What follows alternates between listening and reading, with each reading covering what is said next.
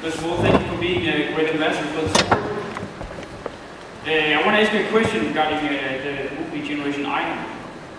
I was kind of sad when I saw it because it seemed like you were kind of the underdog. How come you agreed to let this view get on you?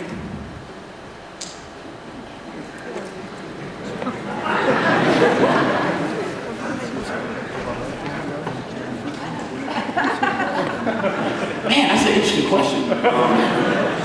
You know, honestly, I'd be careful to, you know, I believe that when you're really committed to trying to get somewhere, and trying to do something that is positive and good, with your ideas invested in something that is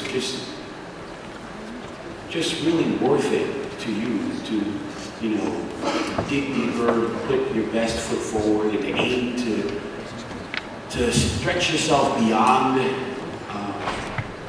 sticking points and, you know, personal points of comfort, and aim to do more and become more, and see your life advance. I think that anything that comes along with that, as you are stretching, as you are putting yourself out there, I think, as you said, the underdog, I don't see it as a negative thing. I think that it's, you know, it's easier to be perceived that way, but, you know, underdogs and, you know, heroes and champions, and, you know,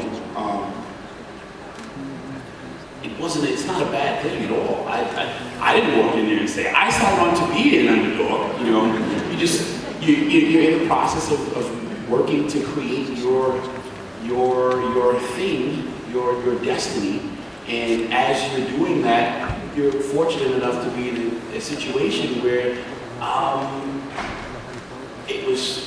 we're honored to have a camera or a camera crew, you know, kind of follow you around and stuff. I think none of the athletes in that particular film had an opportunity to decide how they were going to be seen once the editing and things were done. All that stuff was left up to the director and his team, you know.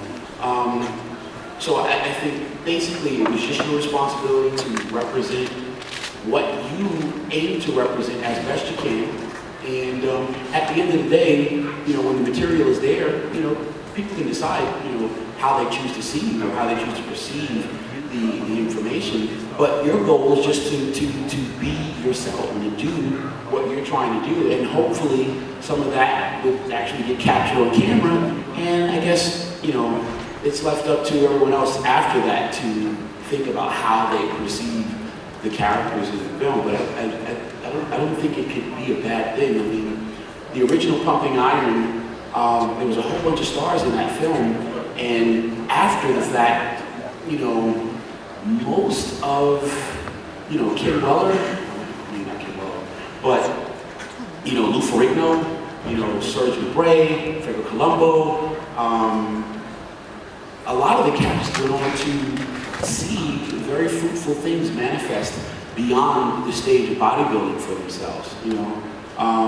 So even if we would have looked at them as an underdog in the film, you know, because they were in the process of seeing their dream realized and working to invest themselves into doing more and aiming to be more, ultimately, however you saw them as an underdog or not, you know, they still went on to do great things. And I really believe that this was an opportunity and a doorway still to go on and do just that, you know.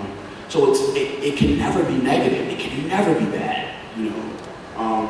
And I welcome the opportunity, and I welcome all the positive things that come as a result.